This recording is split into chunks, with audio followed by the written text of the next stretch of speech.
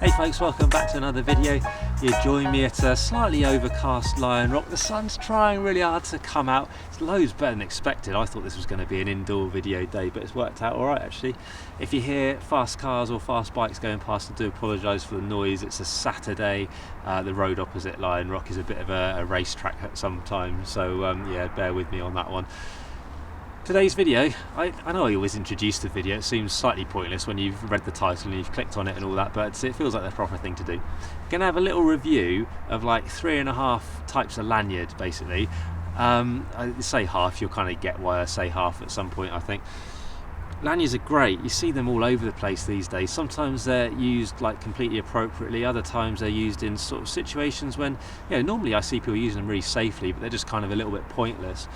But if you want to use one, great, crack on, as long as you do it safely. Who am I to say use one or don't use one? It's entirely up to you, isn't it?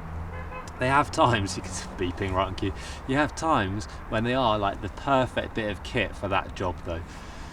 So when do I use them? Well, I don't use them personal trad climbing. I don't see the point really, because you've always got rope attached to you, so when you're building a belay and you're clipping in, you can just clove-hitch yourself in.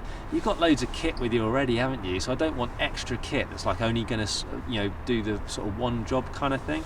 So I don't particularly see the point on trad climbs, UK style. That's important because I'll come back to that in a second. Sport climbing, when you're cleaning the route, that could be a good time for a lanyard, because you've got to get to the top, you clip into the bolts and chains, all that kind of thing, and you get yourself fixed there for doing all the rethreading and everything. Could be a really good shout there, couldn't they? It's the adjustability that is really flipping ace for that. Sometimes I use them, sometimes I don't. There's other methods, but they are a really neat, like belt and braces thing to do at the top, I reckon, so they could be good there. Working, this is where they come into their own. If you are a rock climbing instructor, rock climbing development instructor, mountaineering and climbing instructor, whatever, then they're ace. So that's, for me, I put on my sort of helmet and harness and rack up, and my lanyard goes on like by default. Great for positioning yourself when you're teaching, especially if you're doing RCI kind of courses and you're clipping in and out of stuff all the time. Ideal for it. I use a self-locker for it as well, so it's quick because you're in and out, in and out, in and out. Brilliant bits of kit for work, really like them. Other times when you might find they're useful, like multi-pitch sport, that could be really good. Clipping into anchors, you know, on one bit, guide plate on the other bit, or gree-gree, however you're going to do it. That could be neat. Multi-pitch trad, somewhere like the Alps or Dolomites, loads of other places as well, but where it's like the pitch is trad, but then you get into like a bolted belay. It could be quite neat there, but you can see it's a bit of a contradiction, because I've said I don't carry one on sort of normal trad, but maybe I'd be tempted to there. And I think that's it really, it's a temptation. I wouldn't necessarily have one, but I might consider it. Pros and cons to all these things, isn't there? You know, you get the idea. If you want to use one, great, crack on and use one. The different types of lanyard then. I'm going to start with the proper improvised one that we all used to do, because there wasn't really nice adjustable ones available. For me, a 120 sling works ideal for this. You've got a choice. You can put it through your belay loop with a lark's foot. You can put it through both tie-in points, yeah, and still do a lark's foot. I'm not going to go into it because this video is going to be long. I know, you know what I'm like, I make long videos. So go and have a look at the Black Diamond website. That's got some really good info about where to attach it. Probably, personally, I'm a fan of this one, but I have gone through phases on that, but I am a fan on that one at the moment. What I then tend to do is I tend to put a knot in the sling. I don't put knots in slings unless there's a reason to. It'll weaken the sling by like 50% probably, that knot. 22 kilonewtons, suddenly it's 11 kilonewtons for this job. Is that enough? Yeah, definitely. If I get to the, let's say we're on a sport route, let's say I get to the chains and I clip in and I'm going to start rethreading, it's loose. I don't like loose slings. These are not dynamic things. They haven't got really any dynamic element to them. We're going to refer to it as static. So we've got to be tight on it, because if I take a fall onto that, it's putting shock into the system, into, you know, the anchors, the sling and everything, me as well. That's flipping important when we're talking about all these forces. People often forget that actually the forces we can generate could be really bad for you, even if the kit does hold. Don't forget that. So how can I make myself snug on the anchors? Well, I can just go into that, and because it's an overhand, I can roll it back or forwards a little bit to stay you know, nice and tight on it, because then I can dangle on it properly. It's weighted, can't introduce any shock to it. That's important. Don't forget though as well, that's important for proper lanyards. The lanyards I'll show you, they're dynamic, but they're only like a metre or so long. That's not a lot of stretch, is it? Okay, it's something, yeah, it's better than nothing for sure it is, but we still don't want to be taking falls onto lanyards. Sort of realistically, the worst case scenario is a factor 2 fall, where you fall all the way down, double that distance, bang, factor 2 fall. That puts a lot of force on stuff. We want to absolutely avoid them for sure, but we want to avoid any falls onto slings and lanyards. We want them snug, so we're positioned on them. That's the way forwards. Mini rant there. Improvisation. Is it okay? Maybe, but it is improvised. It's not like belt and braces. I've said already there's contradictions to all this stuff. You might think this looks familiar from other videos. I'll put it in the belay loop this time just to be a bit quicker. What could I be setting up with this? Well, it could be my extended abseil, couldn't it? Because I'm always banging on about them and how I clip my belay plate into there, use this as a safety point perhaps. So I often abseil, and I know full well I'm going to abseil, but I use this. But there's some judgment there. I know with an abseil that it's going to be a static load, and I know that I can be careful and make sure this is staying snug as well. So you can use them, absolutely you can use them. Just be aware of their limitations. That's super important. Climbing is full of judgments and stuff like that. Sling, we'll ditch that for now. Next option is the cheap and cheerful Kong Slyde. I've banged on about these before.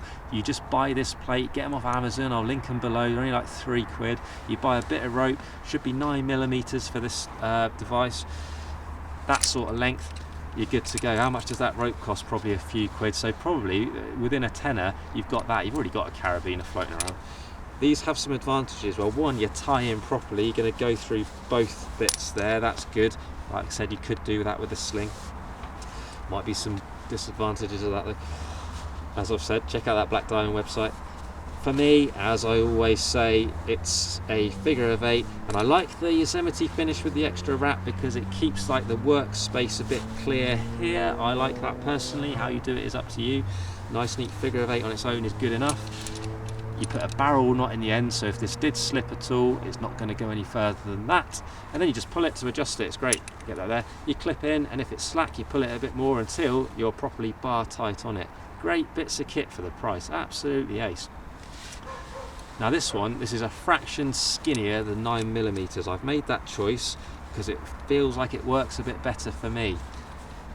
That's not what the manufacturer says though, so stick to the manufacturer's guidelines and use a 9mm bit of rope. Quite short, that one, okay. Your other option is to have more rope, and this is actually 9mm rope, 9.1 as it goes. If you get more rope, you can tie in as I just have. You can have that as your safety bit, still got the Kong Slyde, and you get a bit more freedom to tie a knot in it. So maybe for an extended abseil setup, this would be great, wouldn't it? I leave that knot out when it's wrapped around my body, chuck it in though when you need to, and you've got a multi-purpose bit of kit. You can stay safe on that bit, set up your abseil, come in off that, and you're good to go. Dynamic element to the rope, that's great. Adjustable, that's great. Cheap, funny enough, that's great too, isn't it? Really good bits of kit. Kong Slyde. If you're not going to get any expensive lanyard, just buy one of those. They're really good. The Gucciest of the Gucci things though, this one, the Petzl Connect. Flipping good these, right? Expensive though. Kong Slyde, I've said the price of that. This thing, without the carabiner, just the gold bit there and the orange rope, about £35 retail, something like that. I'll put a link below for them as well. Nice though, really nice. You lark's foot it through there, that's what they tell you to do in the guidelines when you read them. Always read those little booklets that come with your kit. Poke him through, sits nice and neat like that. So that's really clean there, isn't it? I do like that bit, that's all properly stitched. I think bar tacking is what that's called. The really nice thing about this though, locks up the same as the Kong Slyde does, but it's so smooth to adjust. That is a proper bonus, that is. You can adjust it either way. Pull it in to tighten it, great. Tilt it like that, that's great. I've got a dodgy shoulder at the moment, and this just runs like buttery smooth. It's brilliant. The Kong, it is a bit overly grippy, so it can be a bit of a pain to adjust it. The Petzl Connect has the advantage of the Kong. It's just a bit nicer, but as I've said, it's a lot more money, so it's whether it's worth it to you or not. If you're using it a lot, I would recommend getting one of these. They are really nice. I have one because, one, they're nice to use. I'd be quite happy with the Kong for the rest of my life, but they are nicer to use, and because I work, deliver rock climbing instructor courses, things like that, it's nice to be able to show people the options. So that's why I ended up getting this one. Other options, leave that dangling. Oh, actually, I'll take that off. Other options, if you want a really cheap version of this sort of thing, even possibly cheaper than the Kong Slyde. How, I hear you cry. Well, all you do is, he says there it is, you get a bit of rope. It's dynamic, yeah, that's good, isn't it? It's cheap. That's an offcut from another bit of rope that I was just shortening down for something. Well, I was cutting some tatty ends off actually, but then often you'll cut it down to make it a 50 from a 60 or whatever, and you end up with actually loads of good rope being cut off as well. So you tie in as normal, like I always bang on about, figure of 8, nice and neat, plus the Yosemite for me with the extra wrap. And then what can you do with this? Well, you tie a nice neat figure of 8 in the end. Neat is key. I mean, I could leave it like that, but that would just make me cry. So get it properly neatened up and everything. Get it dressed properly. Not neat, not as not a knot at all and all that. Personally, I don't put a Yosemite finish on this one because then this loop gets almost a bit cluttered with an extra strand, so I don't really like that. I also don't particularly like a stopper on this just because it makes it bulky again, so I go with a well-dressed figure of 8 with a good 4 fingers. It's a fraction over, isn't it? So that's nice and safe. Too long though, and it's something you could accidentally clip, so don't go silly with that tail. And then you can just clip in to whatever you want. Wash, go. If you want to shorten it, well, that's where it's not as good as a proper lanyard, is it? Because it's harder to adjust. It's even harder to adjust than a sling actually, but it is dynamic, and that's key. If I wanted to shorten it a bit to put maybe my belay plate on there for an abseil, I could clove it in. It's probably the neatest way of doing it. You can see it all feels a bit sort of stubby though, doesn't it? Could you have a longer bit of rope? Of course you could. The world is your oyster with this thing. You could just get a longer bit of rope and then you can have all the adjustability you want, but you just have to put a knot into it. So it's not quite as slick as things like this, but super cheap, isn't it? A couple of other options worth mentioning. There's loads of other lanyards out there, so knock yourself out and go and look on Epic TV and Alpine Trek and V12, wherever. But two that I see being used a little bit. One, I'm really not a fan of the old daisy chain. I haven't got one. I've never owned a daisy chain, not even to show people. They're basically a sling with little stitched loops on them, but the little stitching bits aren't really properly rated, so you can clip them in a really bad way, which you see happening quite a bit. And if they were to rip, which is quite a relatively low force for them to rip, well, very low force for them to rip, then actually the crab you've clipped in would just pop out and you wouldn't be attached to anything. So if you're going to use one carefully. They're not really appropriate to use as a lanyard. What they're for really is for aid climbing and clipping to your ascenders and stuff like that. So they have their uses, absolutely, but not in a lanyard sense. Just, the boys getting bored, having a wander around. So yeah, daisy chain, I just avoid them for a lanyard. The other one that almost looks like a daisy chain is a Metolius personal anchor system, a PAS. It's basically loops like that and lots of them, so a bit like belay loops all stitched together. Really adjustable, great, that's a good thing. Very strong, great, that's a good thing, but they're not dynamic, so I don't know why you'd go for that over something that is dynamic when we have that option. Right? Well, there's loads of choice, isn't there?